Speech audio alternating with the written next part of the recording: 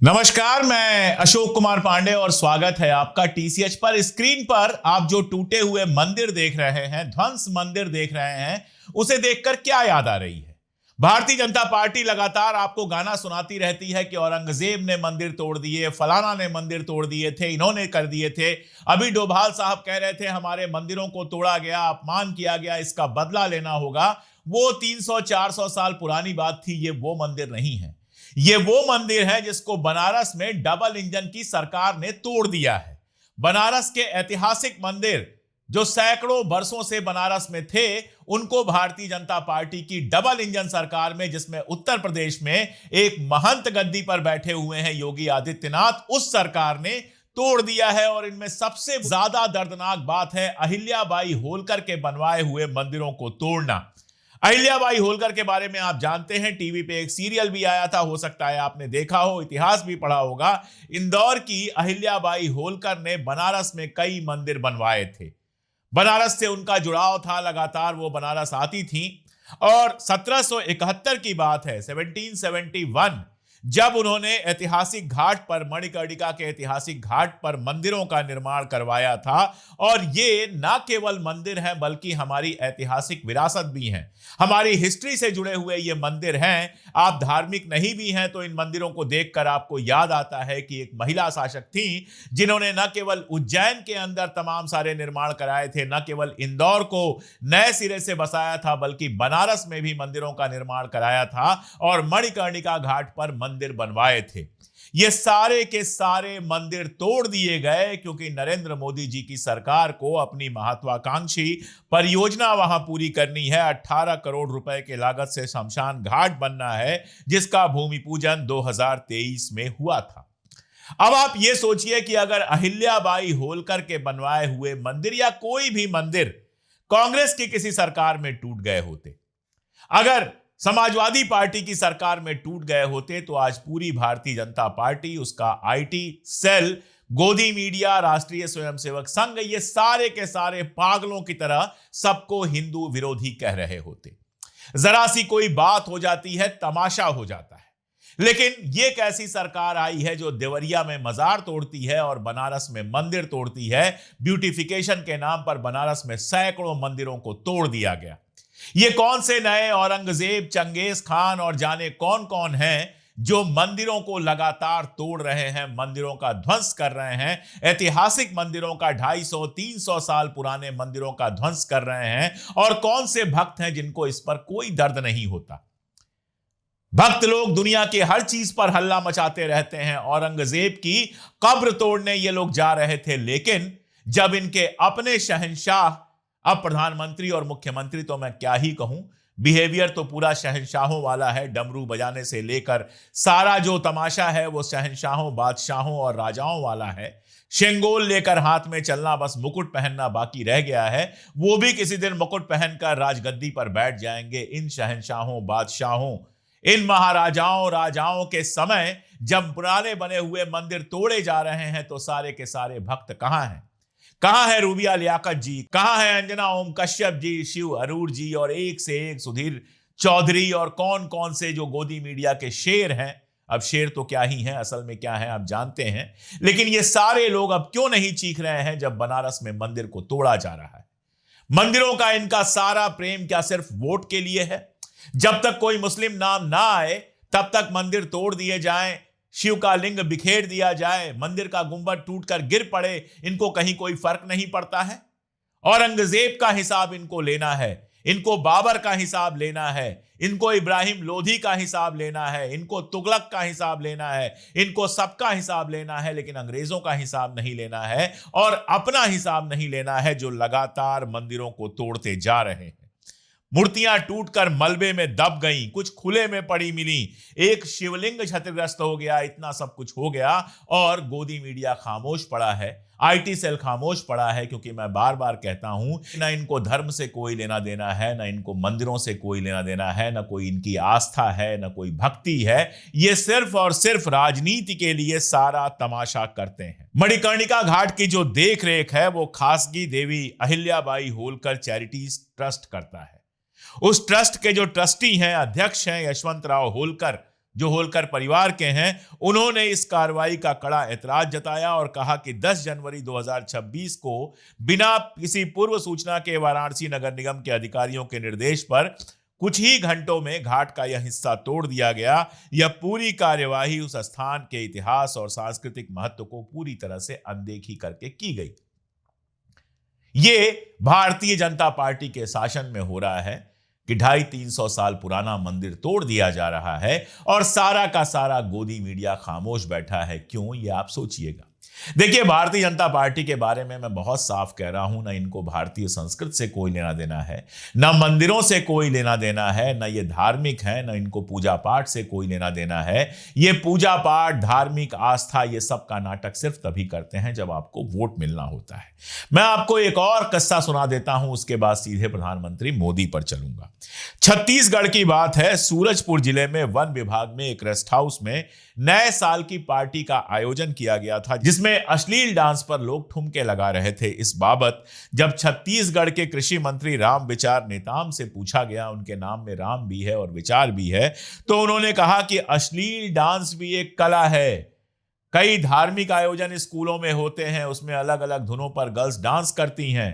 केवल सीताराम का नाम जाप ही शामिल नहीं है कला में, धार्मिक भजन ही शामिल नहीं है, अश्लील डांस भी शामिल है। कल को ये लोग बार डांस को राष्ट्रीय कला ना बना दें, यही सोचिएगा। ये मैं इसलिए कह रहा हूं क्योंकि मेरे पास एक वीडियो है अयोध्या का।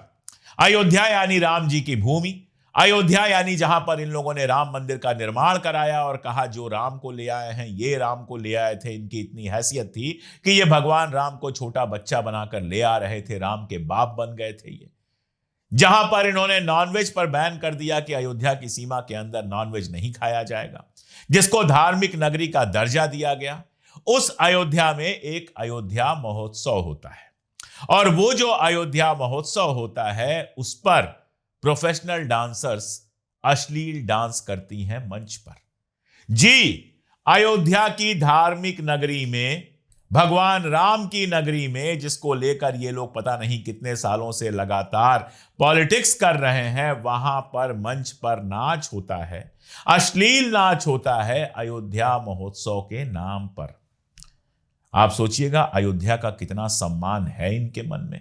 अब जरा मुझे बताइए कि अयोध्या महोत्सव में, उस अयोध्या में जिसके बारे में मैंने आपको बताया कि जिसकी सीमा में नॉनवेज मिलना, मांसाहार मिलना बंद करा दिया गया है, जिसको धार्मिक नगरी का दर्जा दिया गया है, वहां डबल मीनिंग वाले घटिया डांस जो हैं, उसके बिना क्या अयोध्या महोत्सव पूरा नहीं होता?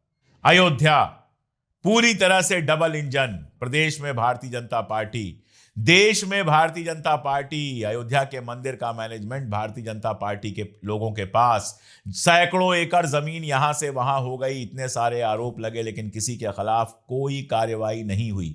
उस अयोध्या में अश्लील डांस होता है और किसी को कोई फर्क नहीं पड़ता है। आप समझ सकते हैं कि अयोध्या की धार्मिकता को लेकर इनके मन में कितना सम्मान है और राम सीता, रामचरितमानस की कहानियों से कितना प्रेम है, वो नरेंद्र मोदी जी के भाषण से समझ में आ जाता है। नरेंद्र मोदी जी का एक वीडियो वायरल है। मैं तो आप नौजवानों से आग्रह करता हूं, हमारी जो कहानियां हैं, कहानी किससे है, रामायण है, महाभारत है, बहुत कुछ है, क्या हम उसमें गेमिंग की दुनिया में ले जा सकते हैं इन चीजों को? पूरी दुनिया में गेमिंग एक बहुत बड़ा मार्केट है, बहुत बड़ी इकोनॉमी है। हम अपनी माइथोलॉजी की कथाओं को लेकर के भी गेमिंग की दुनिया में नए नए खेल ले जा सकते हैं। हमारे हनुमान जी पूरी दुनिया की गेमिंग को चला सकते हैं। सुना आपने इस वीडियो में वो क्या कह रहे हैं? वो कह रहे हैं कि ये जो हमारी महाभारत रामायण जैसी कहानियां हैं, यानी महाभारत और रामायण को कहानियां कह रहे हैं। कहानी क्या होती है? जो वास्तव में नहीं घटी होती है, जो किसी ने लिखी होती है। जब कोई उपन्यास, कहानी आप पढ़ते हैं, आप पहले से जानते हैं कि यह लिखा हुआ है, यह वास्तव में नहीं हुआ है। यानी मोदी जी ये मान रहे हैं कि रामायण और महाभारत जो है वो इतिहास नहीं है। फिर आरएसएस और बीजेपी के लोगों को जवाब देना चाहिए कि किस मुंह से वो दूसरों पर सवाल करते हैं। जब कहा जाता है कि रामायण और महाभारत हमारे मिथक का हिस्सा है, तो किस मुंह से सवाल करते हैं? किस मुंह से ये कहते हैं कि अयोध्या में ये जगह राम की जन्मभूमि है। जो कहानी है इनके हिसाब से, नरेंद्र मोदी जिसको कहानी कह रहे हैं, जो इतिहास है ही नहीं, उसकी कोई एक जमीन कैसे हो सकती है जहां पर वो पैदा हुआ है? अगर राम जन्मभूमि मंदिर जहां बना है वहां भगवान श्री राम पैदा हुए थे, तब तो वो इतिहास का हिस्सा होना चाहिए। और अगर वो इतिहास का हिस्सा नहीं है, सिर्फ कहानी है, इसका मतलब राम मंदिर बनाने का जो पूरा खेल है वो धार्मिक नहीं है, वो सिर्फ और सिर्फ पॉलिटिकल है। ये बात नरेंद्र मोदी जी के इस भाषण से बिल्कुल क्लियर होती है, जिसमें वो कह रहे हैं कि इस पर गेम बनना चाहिए, यानी रामायण और महाभारत पर गेम बने। सीता जी, राम जी और लक्ष्मण जी, ये सब लोग गेम के हिस्सा बने, कंप्यूटर पर बैठकर इन पर गेम खेला जाए। ये हमारे आदरणीय प्रधानमंत्री नरेंद्र मोदी का मानना है, ये हमारे आदरणीय प्रधानमंत्री नरेंद्र मोदी का आग्रह है। अब अगर मैं ये कहूं कि फिर आप जो इतना नाटक करते हैं धार्मिक होने का, इसका मतलब क्या होता है? इसका मतलब सिर्फ यह होता है कि धर्म आपके लिए राजनीति का एक बड़ा मुहरा है। और यह बात तो जब मैं सावरकर वाली किताब लिख रहा था, सावरकर काला पानी, और उसके बाद यह किताब अगर आपने ना पढ़ी हो तो मैं कहूंगा इसको मंगवा कर पढ़िए। आरएसएस के बारे में, इनकी पॉलिटिक्स के बारे में, हिंदुत्व के बारे में जितनी जानकारी आपको इस एक मेरी पतली सी किताब में मिल जाएगी, उतने बड़े मोटे मोटे ग्रंथों में भी आपको नहीं मिलेगी। अपनी किताब खुद प्रमोट कर रहा हूं, लेकिन यह किताब पढ़ने लायक है। खैर, जब मैं सावरकर वाली ये किताब लिख रहा था तब भी मैंने ये बात लिखी थी, और सावरकर के हवाले से लिखी थी कि हिंदुत्व का हिंदू धर्म से कोई लेना देना नहीं है। हिंदुत्व का मतलब, और ये बात सावरकर ने लिखी है, हिंदुत्व का मतलब एक लाइन में अगर समझना हो तो यह समझिए कि हिंदुओं को मुसलमानों और बाकी सबके खिलाफ भड़काकर चुनाव के लिए इस्तेमाल करना। और यही वो काम है जो भारतीय जनता पार्टी और इसके लोग लगातार कर रहे हैं। उत्तर प्रदेश कांग्रेस कमेटी के अध्यक्ष अजय राय जी का एक वीडियो आया है इस पूरी घटना पर। मैं चाहूंगा कि 1 मिनट देकर इस वीडियो को आप जरूर सुनिए। वहां जाकर दक्षिण मुखी हनुमान जी हमसे हनुमान चालीसा का पाठ करेंगे, और हम चलकर उनसे निवेदन करेंगे कि देखिए ये आपको मनोरंजन का माध्यम बना लिया है मोदी जी ने, देश के प्रधानमंत्री। और वहां चल के हनुमान चालीसा का हम लोग पाठ करेंगे, उनसे निवेदन करेंगे कि इनको सद्बुद्धि दीजिए, बुद्धि दे देश के प्रधानमंत्री को। ये भगवान का आस्था है, ये उनको काइट महोत्सव में हनुमान जी को न उड़ावे, और वो विदेशी मेहमान के साथ, जर्मनी के चांसलर के साथ हनुमान जी को पतंग की तरह उड़ा रहे हैं। तो इनको सद्बुद्धि दे भगवान, और ये देश के लिए काम करें और धर्म का सम्मान करें, हनुमान जी का सम्मान करें। ये एक और घटना है, अहमदाबाद के रिवर फ्रंट पर मोदी जी पतंग उड़ाने गए, और पतंग पर तस्वीर किसकी थी? हनुमान जी की। तो वो खुद ही कह रहे हैं कहानी है। जब रामचरितमानस कहानी है तो हनुमान सिर्फ एक पात्र हैं, धार्मिक देवता तो है नहीं। और अगर धार्मिक देवता नहीं है तभी तो कह रहे हैं कि गेम में इस्तेमाल कीजिए। और पहले गेम में उन्होंने खुद ही इस्तेमाल करना शुरू किया जब पतंग पर हनुमान जी का चित्र बना हुआ था। आप कल्पना कीजिए कि खुद को धार्मिक कहने वाले, राम का नाम लेने वाले, जो राम को लेकर आए हैं कहने वाले नरेंद्र मोदी जी जो हैं, वो जर्मनी के राष्ट्रपति के साथ, चांसलर के साथ पतंग उड़ाते हैं, और उस पतंग पर हनुमान जी का चित्र बना हुआ है। आप अगर धार्मिक हैं तो सोचिएगा ये हनुमान जी का अपमान है या नहीं है।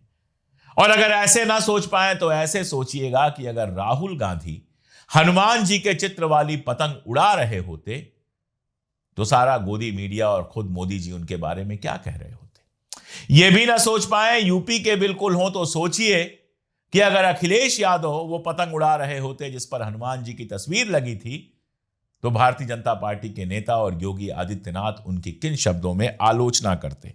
तो अगर अखिलेश यादव अब ये कह रहे हैं कि ईश्वरीय प्रेरणा से फलीभूत हमारे महाकाव्यों में निहित आध्यात्मिक मानवीय संदेश को अपनाने की जगह किसी कहानी की तरह उसके बाजारीकरण की भाजपाई सोच दुर्भाग्यपूर्ण है। हर चीज में पैसा कमाने की गुंजाइश खोजने वाली ये स्वार्थी सोच ही भाजपा और उसके संगी साथियों के नैतिक पतन का कारण है, जिसके कारण हर तरफ भ्रष्टाचार ही भ्रष्टाचार है।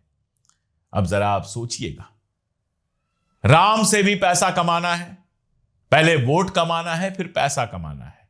हनुमान से भी पैसा कमाना है, और अब वो बैठे हुए थे विकसित भारत यंग लीडर्स, जहां हमारे युवा थे, वहां पर उन्होंने ये बयान दिया कि गेम बनाइए रामायण और महाभारत से, यानी हमारे जो धार्मिक ग्रंथ हैं, जो घरों में बड़े सम्मान के साथ रखे जाते हैं, जिनको पढ़ने से पहले माथे से लगाया जाता है, उनको गेम में तब्दील करने की सलाह अगर प्रधानमंत्री मोदी दे रहे हैं तो इसका मतलब क्या है? देखिए, बहुत साफ आपको बता रहा हूं। मेरा बचपन से मानना है, मैंने बहुत गौर से देखा है कि जो मंदिरों के पुजारी हैं ना, वो ज्यादातर नास्तिक होते हैं। आपने वो घटनाएं पढ़ी ही होंगी कि कई पुजारियों ने मूर्तियां चुरा ली, सोने की चांदी की मूर्तियां चुरा ली, क्योंकि वो जानते हैं कि इनमें भगवान नहीं है, भगवान कहीं और है। चोर आता है, प्रणाम करता है, मूर्ति लेकर चला जाता है।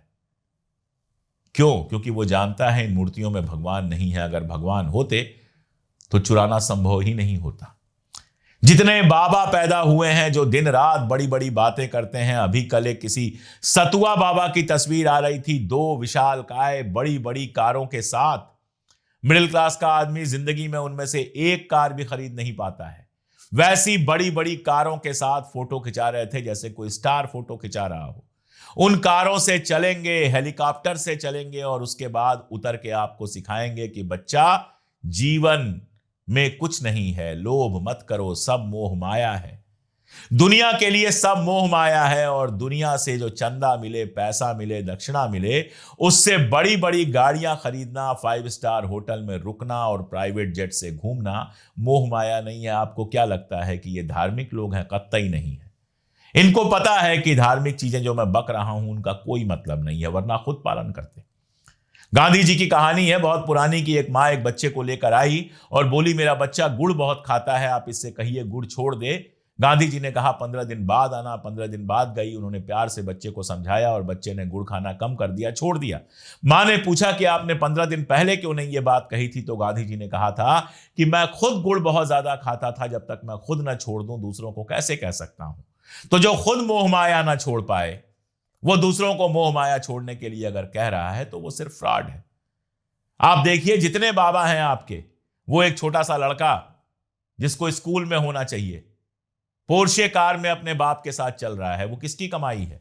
आप ही लोगों की कमाई है, जो ऐसे बाबाओं को धार्मिक समझकर आप चंदा दे देते हो, दान कर देते हो। उसी पैसे से कोई पोर्शे चला रहा है, कोई दुबई घूमने जा रहा है, कोई बड़ी बड़ी कारों की नुमाइश कर रहा है, कोई प्राइवेट जेट में बैठ के जा रहा है, उसकी नुमाइश कर रहा है। ये बेसिकली इन्फ्लुएंसर टाइप के लोग हैं जिन्होंने धर्म को अपना धंधा बना लिया है और पैसे कमा रहे हैं। और जो गद्दियों पे हमारी बैठ गए हैं वो इनसे भी बड़े इन्फ्लुएंसर हैं, जो पैसे के साथ साथ वोट भी कमा रहे हैं और देश को उस गड्ढे में ले जा रहे हैं कि पूछिए मत। आपको हिंदू मुसलमान पर लड़ाएंगे, दूसरों से राम पर हनुमान पर सवाल पूछेंगे, लेकिन खुद महाभारत और रामायण को कहानी कहेंगे, अयोध्या महोत्सव में अश्लील डांस करवाएंगे और पतंग पर हनुमान जी को उड़ाएंगे। जरा अपनी आंख खोलिए, अपना दिमाग खोलिए कि नफरत के गड्ढे में आपको ढकेल के ये कौन सा हिंदुत्व लेकर आ रहे हैं।